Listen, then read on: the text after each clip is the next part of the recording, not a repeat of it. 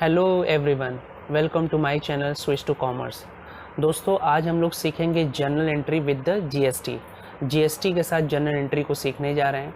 देखिए, मैंने बताया था मेरा कॉन्सेप्ट क्या है। मैंने कहा था कि 1 2 3 4 5 6 7 8 चैप्टर को मैंने लीव करके जर्नल एंट्री आपको बताया। जर्नल एंट्री मेरा बताने का मकसद यही है कि जर्नल एंट्री से कॉन्सेप्ट क्लियर होगा कि कैसे क्या अकाउंटिंग में हमें करना क्या होता है। एक्चुअली हमें अकाउंटिंग में करना क्या है, तो हमने बताया था बिजनेस से रिलेटेड जो भी ट्रांजैक्शन होते हैं उनको नोट करना होता है अपने अकाउंटिंग लैंग्वेज में। नोट करने का तरीका क्या होता है, वो पहला स्टेप था क्या, जर्नल में डेट, पार्टिकुलर अमाउंट कॉलम खींचते हैं, फिर उसके बाद नोट करते हैं जो भी ट्रांजेक्शन होता है, जिसके लिए मैंने आपको जर्नल बताया। लेकिन अब हम लोग सीखने जा रहे हैं जर्नल विद द जीएसटी क्या है, गुड्स एंड सर्विस टैक्सेस है। हुआ यूं कि 17 से 18 तरीके के टैक्स इनडायरेक्ट टैक्सेस होते थे। 17 से 18 तरीके से इनडायरेक्ट टैक्सेस होते हैं। गवर्नमेंट ने सबको हटाकर एक टैक्स निकाल दिया, उसको कहते हैं GST. One nation one tax, one nation one tax, उसको जीएसटी किस तरह का टैक्स है, इनडायरेक्ट टैक्सेस है। और डायरेक्ट टैक्सेस क्या होता है, इनडायरेक्ट टैक्सेस क्या होता है, ये मैं कभी और डिस्कस करूँगा। इनडायरेक्टली मतलब समझ जाइए कि जो लगता किसी और पे है, पेमेंट कोई और करता है। और डायरेक्ट का मतलब जिस पे वो इम्पोज होगा उसी को पेमेंट करना होता है। जैसे इनकम टैक्स है, जिस पे जो कमाता है उसी को पे करना होता है। जबकि जीएसटी क्या इनडायरेक्ट है, पेमेंट कौन करता है, डीलर या होल सेलर करते हैं गवर्नमेंट को, लेकिन पेमेंट कौन करता है, कस्टमर। हम जैसे आप लोग जैसे लोग कस्टमर पे करते हैं। तो आइए हम लोग देखते हैं कि क्या करना है हम लोग को। तो जर्नल सीखना है, हमने बताया था जीएसटी क्या है, इम्पोज होगा, किस तरीके से होगा, हमें सीजीएसटी और एसजीएसटी के बारे में समझना है। देखिए, सी का मतलब हो गया central goods and service taxes हो गया, और एस का मतलब स्टेट हो गया, और एक होता है आईजीएसटी। आईजीएसटी किस कंडीशन में होता है, जैसे स्टेट लेवल पे बिजनेस हो रहा है, जैसे यूपी के अंदर ही बिजनेस हो रहा है, बिहार के अंदर ही बिजनेस हो रहा है, पश्चिम बंगाल के अंदर ही अपना सेलिंग परचेजिंग जो भी बिजनेसमैन कर रहे हैं, एक स्टेट के बाउंड्री लाइन के अंदर ही अगर बिजनेस होता है तो वहाँ पे सीजीएसटी एचजीएसटी लगता है। लेकिन ये बाउंड्री लाइन क्रॉस होता है, जैसे दो स्टेट के बीच होता है, जैसे यूपी और एमपी के बीच में हुआ, यूपी बिहार के बीच में बिजनेस हो रहा है, वहाँ के पर्सन या तो और भी कोई जो स्टेट है उनके बीच में अगर ट्रांजेक्शन्स होता है तो वहाँ पे आईजीएसटी यानी इंटीग्रेटेड टैक्स लगता है, integrated goods and services taxes लगता है। ठीक, तो आइए देखते हैं किस तरीके से एंट्री पास करना है। तो उससे पहले समझ जाइए कि कैसे क्या करना होता है। जनरली क्या होगा, अगर डेबिट होगा, ठीक है, जैसे CGST SGST, अगर ये डेबिट होता है, ये बस समझ में रखिए दिमाग में, अगर ये डेबिट होगा तो इनके साथ इनपुट लगाना है। क्या लगाना है, इनपुट लगाना है। अगर ये क्रेडिट होगा तो इनके साथ हमें क्या लगाना है, आउटपुट लगाना है। आउटपुट लगाना है, ठीक है, आउटपुट लगाना, आउटपुट CGST, आउटपुट SGST। ठीक, समझ में आया। अब सर क्वेश्चन ये पुट होता है, सर कैसे ये होगा, जैसे परचेज का नेचर क्या होता है, तो परचेज अगर डेबिट होता है तो ये डेबिट होगा। सेल्स क्या होता है, क्रेडिट होता है, ये भी क्रेडिट होगा। ठीक है, कोई भी एक्सपेंडिचर डेबिट होता है तो उसके साथ डेबिट होगा। ठीक है, कोई भी एक्सपेंडिचर क्रेडिट होता है तो उसके साथ क्रेडिट होगा। ठीक, कैश के साथ नहीं करते हैं, ना बैंक के साथ दिखाते हैं, ना कैश के साथ ना बैंक के साथ। ड्राइंग के कंडीशन में भी है। ड्राइंग के कंडीशन में क्या होता है, अगर कैश ड्राइंग कर रहे हैं तो उस पर जीएसटी नहीं है, लेकिन ड्राइंग में क्या करते हो, परचेज अगर दुकान से अगर कोई गुड्स निकालते हो तो वो परचेज में से माइनस होगा। तो परचेज के कंडीशन में ड्राइंग के साथ जब परचेज वाली एंट्री आएगी, ठीक है, तो वहाँ पे हम लोग जीएसटी इंक्लूड करेंगे। तो आप ये ढूंढिएगा कि कहाँ पे जीएसटी इम्पोज होगा, नहीं होगा, जहाँ अप्लाई नहीं होगा तो हमारे अकॉर्डिंग वेजेस वगैरह में नहीं लगेगा। सैलरी अगर कंडीशन अप्लाई है तो वहाँ पे अप्लाई होगा। तो देख लेते हैं कहाँ कहाँ लगता है। फिलहाल ये दो एंट्री हम लोग पहले देखते हैं, परचेज और सेल्स की। कैलकुलेशन बहुत इंपॉर्टेंट है, without calculation there is no possible to pass the any entry. So you have to must learn this the calculation, how to make the understand it. ठीक है, it is your responsibility understand the what I am telling to you. Okay, तो बहुत बहुत बहुत important है calculation. अगर calculation आपने समझ लिया अच्छे से, you can pass the entry very easily. Okay, let's see. हम शुरू करते हैं डीके गोयल की बुक से क्वेश्चन नंबर 5। हाँ, लेकिन दोस्तों मैं ये कहना चाहूँगा इलस्ट्रेशन नंबर 5, 6, 7, 8 ये ज़रूर आप देखिएगा। It is very important for point of view of the examination. Okay, तो आइए देखते हैं। पहले कहता है क्या, कौन सा क्या चीज़ सीख रहे हैं, जनरल एंट्री विथ जीएसटी। ध्यान दीजिएगा। कहता है कि record the following transaction in the book of the Sahdev sons assuming the transaction has been entered within the Bihar. Bihar के अंदर ही परचेजिंग सेलिंग हो रहा है, तो जाहिर सी बात है वहाँ पे क्या होगा, CGST SGST फॉलो होगा। 9% ईच है, यानी दोनों का रेट कितना है, 9% है। आइए देखते हैं। बॉट गुड्स कहता है नानक ब्रदर्स, आपने नानक ब्रदर्स से क्या है 4 लाख रुपीज़ का गुड्स खरीदा है जिस पे 10% ट्रेड डिस्काउंट है, तो 4 लाख रुपीज़ है। ठीक है, इसमें से आप पहले लेस कर दो टीडी यानी 10% ट्रेड डिस्काउंट है। अगर उसको आप निकालोगे तो कितना हो जाएगा, 40,000। उसको माइनस करने के बाद आपके पास अमाउंट अवेलेबल हो गया क्या, ये परचेज प्राइस हो गया आपका। ठीक है, परचेज प्राइस हो गया, कितना हो गया, 3,60,000 रुपीज़ परचेज प्राइस आ गया। अब इसमें हम लोग क्या ऐड करेंगे, नेक्स्ट स्टेप हमारा क्या होगा, ऐड CGST, ऐड SGST, दोनों को ऐड करेंगे। कितना परसेंट निकालना है, 9%, 9% दोनों का निकालना है। पहला स्टेप क्या है, 4 लाख रुपीज़ में से हम लोग ट्रेड डिस्काउंट को माइनस करेंगे। माइनस करने के बाद हमारे पास अवेलेबल अमाउंट कितना है, 3,60,000 रुपीज़, और फिर उसके बाद ऐड करेंगे CGST और SGST करेंगे। तो आइए ऐड कर लेते हैं, अब इसका निकाल लेते हैं। ठीक है, इस अमाउंट का निकलेगा आपका 9%। 2 0 कैंसिल हो गया, इससे मल्टीप्लाई कर लो, 0 0 आ जाएगा 4 5 32, ये आया, तो ये हो जाएगा 32,400। ये भी वही रेट है 32,400। इसका टोटल कर लेंगे। इसका टोटल आ जाएगा 0 0 8 4 2 4, ये अमाउंट आ गया। ठीक है, ये अमाउंट आपके सामने आ गया, अवेलेबल हो गया।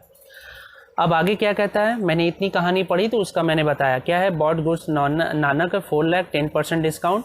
कहता है 3% cash discount on purchase price, 3% cash discount. देखिए कैश डिस्काउंट किस अमाउंट पे मिलेगा, जितना कैश पेमेंट होगा या जितना कैश रिसीव होगा, इतना दिमाग में रखिएगा।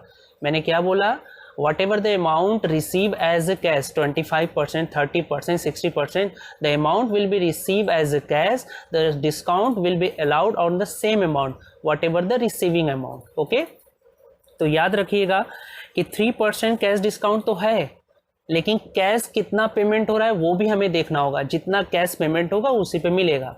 ठीक, इसको मैंने ऐड कर लिया। फिर उसके बाद कहता है 3% cash discount on purchase price. ठीक है, 25% amount paid at the time of purchase, 25% paid हुआ है, तो इस अमाउंट का 25% कर लें, तो 25% आपका क्या हो गया, कैश हो गया, पेमेंट हो रहा है, और 75% क्या हो गया आपका, क्रेडिट हो गया। ठीक है, यानी उधार हो गया, 75% उधार हो गया, 25% कैश हो गया, तो 25% इसका निकाल लेंगे। तो 25% इसका निकाल लो आप, 4,24,800 का 25% निकाल लो आप। ठीक, 25% निकालो तो 25 से ये 4 से इसको कट करेंगे तो 1,062, ये अमाउंट आया। ये क्या है, 25% ये अमाउंट आपका आ गया। अब बाकी क्या हो जाएगा, 75%। अगर इस अमाउंट में से 25% माइनस कर देंगे तो you will get the 75% amount. Okay, तो इसको निकालने की ज़रूरत नहीं है, ये कैश निकाल लीजिए, इस अमाउंट को इस अमाउंट में से माइनस कर देंगे तो 75%। तो कैश आपका आया 1,06,200, और इसको माइनस कर देंगे 0,068 हो गया, और ये हो जाएगा 13। यानी आपका 75 आ गया 13188,600, ये 75%। अब बात आती है कैश डिस्काउंट की। वेरी इंपॉर्टेंट ये पॉइंट है, बहुत ही केयरफुली समझिएगा, ठीक है। 3% मिलना है परचेज प्राइस, तो ये है, यही ना है, परचेज प्राइस यही है, लेकिन इस अमाउंट पे नहीं निकलेगा, इसका 25% निकालना पड़ेगा, इसका 25% निकालना होगा। तो जाहिर सी बात है 25% का हो रहा है, तो ये तो टोटल प्राइस है ना, ये परचेज प्राइस नहीं है, ये 25% कैसा प्राइस है, टोटल प्राइस है। हमें कौन सा प्राइस निकालना है, परचेज प्राइस। तो इसका 25% पहले अलग करो, तो 3,60,000 का 25 कर लो अलग, ठीक, 25 अलग कर लो, ठीक है, 25 क्या कर लो आप अलग कर लो। तो 25% अलग करोगे तो इसको कट करोगे तो आ जाएगा 4 से इसको करोगे तो 90,000 आ जाएगा, ठीक है। कैश ये टोटल है ना, ये टोटल रिसीविंग है, लेकिन परचेज कितना है, परचेज आपका इसका 25% निकालना होगा। तो 25% कितना है आपका, ये आया, यानी आपको कैश डिस्काउंट निकालना है जो कि 3% है, वो किस अमाउंट पे निकलेगा, 90,000 पे, किस पे, 90,000 पे, इस अमाउंट पे निकलेगा। तो 90,000 पे आप 3% निकाल लो, ठीक है, तो 2 0 कैंसिल हुआ, यानी 2700 ये कैश डिस्काउंट आया, ठीक। इसको माइनस कर लो तो 0 0, ये हो जाएगा 5, यहाँ बचेगा 5301, ये अमाउंट आया। एक्चुअली में आपने जो पेमेंट किया, ये पेमेंट किया, ये आपको डिस्काउंट मिल गया है, ठीक है, और ये तो क्रेडिट है। क्लियर है। अब हम लोग क्या करते हैं, अब एंट्री में इसको फिलअप करते हैं। तो आइए ज़रा देखते हैं एंट्री में फिलअप करके। आप इसको ले लीजिए, इसका शॉर्ट स्क्रीन ले लीजिए या पॉज करके इसको नोट कर लीजिए। मैं रफ करने जा रहा हूँ, एंट्री बताना है, ठीक है, ओके।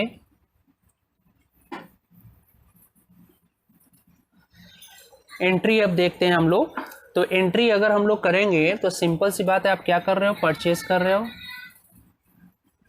परचेज अकाउंट क्या हो जाएगा आपका, डेबिट होगा। जब परचेज डेबिट होगा तो CGST SGST भी डेबिट होगा।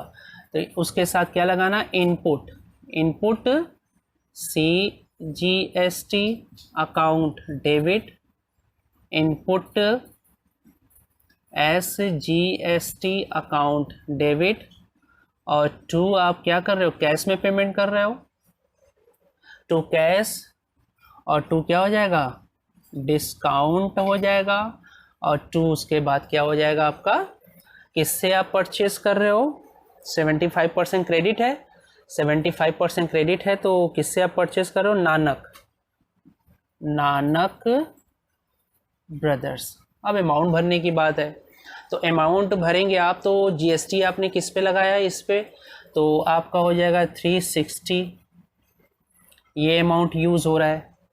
फिर ये GST वाला अमाउंट है 32,400, ठीक। फिर उसके बाद आते हैं हम लोग कैश आपने कितना पेमेंट किया है, ये अमाउंट है 1,03,500 रुपये, ठीक है, 1,03,500 रुपये, ये भर दो आप, ठीक। डिस्काउंट आपको कितना है अलाउड हुआ है, डिस्काउंट आपने रिसीव कितना किया है, 27, ये हो गया। अब आप क्या करोगे, यहाँ पे भर दोगे ये क्रेडिट वाला अमाउंट नानक के सामने, डिस्काउंट वाला हो गया नानक के सामने 318,600, ये आपका हो गया, ठीक है। तो ये आपका मैंने परचेज की एंट्री आपको मैंने समझाई। कैलकुलेशन बहुत इंपॉर्टेंट है, अगर कैलकुलेशन आपने अच्छे से कर लिया तो आई थिंक आप इसको कर ले जाओगे। एंट्री आपको थोड़ा सा फोकस करना पड़ेगा, करना है, देखना है, तो आई थिंक आप इसको कर सकते हो। ये परचेज की थी। इसी तरह सेल्स का भी हम लोग देख लेते हैं ना, सेल्स का भी देख लेते हैं, सेकेंड पॉइंट, तो इसको नोट कर लीजिए, मैं रफ करने जा रहा हूँ, ओके। सेल्स की एंट्री देख लेते हैं। कुछ लोगों का कहना है कि सर आप बहुत सीरियस पढ़ाते हैं, कुछ कॉमेडी करिए करिए। तो पढ़ाई थोड़ी सी सीरियसली होती है। अब यहाँ मैं कॉमेडी चैनल या सर्कस वाला चैनल नहीं चला सकता ना। सब कोई कपिल शर्मा नहीं बन सकता है। कपिल शर्मा की एक नेचुरल क्वालिटी होती है, वो बन सकता है। राजू सर बन सकते हैं। हाँ, कॉमेडी नहीं कर सकते हैं। तो इसलिए आते हैं हम लोग नेक्स्ट पॉइंट पे, सेलिंग का। तो कहता है कि sold goods to Kumar sons. आपने सोल्ड किया है कितना? 2 लाख रुपीज़ का आपने सोल्ड किया है। 2 लाख रुपीज़ आप लिख लो आप, ठीक। फिर उसके बाद कहता है क्या? 20% ट्रेड डिस्काउंट है। क्या है? 20%। तो लेस कर दो आप, क्या कर दो? TD 20%। 20% निकालोगे तो 40,000 रुपीज़ आएगा, ठीक। इसको माइनस करने के बाद 60 हो जाएगा। अब इसमें पहले तुरंत आप ऐड करो, क्या आपको पता ही है, CGST और SGST ऐड कर लो, ठीक। कितना परसेंट? 9%। तो इसका 9% निकाल लो आप। 160,000 का 9% आप निकाल लो। 2 0 कैंसिल हुआ, 0 0 ये हुआ 14,400 रुपीज़। अब ये टोटल कर लो, हो जाएगा 0 0 8 8 8 0 0 8 8 8 1, ये हो गया। अब आते हैं, क्या कहता है, क्या 5% cash discount on the sale price. तो सेलिंग प्राइस तो ये है, सेलिंग प्राइस आपका ये है, लेकिन इसका कितना परसेंट वो आगे क्वेश्चंस में बोलेगा, उसको फॉलो करना है। कहता है कि 5% cash discount and 60% paid immediately, receive immediately by cheque. Cheque से रिसीव हो रहा है। तो आप पहले कर लो 60% ये कैश हो गया आपका, और 40% क्या हो जाएगा? इसका क्रेडिट हो जाएगा। तो इसका 60% पहले आप निकाल लो। तो 188,800 का 60%। 1 0 इससे कैंसिल हुआ, 1 0 इससे कैंसिल हुआ, 0 48 4 कैरी, 48 2 5 कैरी, फिर उसके बाद 48 हो जाएगा 5 3 3 हो जाएगा 53 5 11। यहाँ आपका आ गया 60%, 1,30,280। अब इस अमाउंट को इसमें से माइनस करेंगे तो ये 40% निकल आएगा, अलग हो जाएगा। चाहे इसका 40% आप निकाल के लिख लो, चाहे 60% जो निकाले हो उसको माइनस कर दो। तो आ जाएगा 0,275,5,7 आ जाएगा 75,520, ये हो गया। अब बात आती है कैश डिस्काउंट की। तो लेस करेंगे कैश डिस्काउंट CD की बात करेंगे। वो कितना है? 5%। तो 5% किस पे बोला है आपका? किस पे बोला है आपका?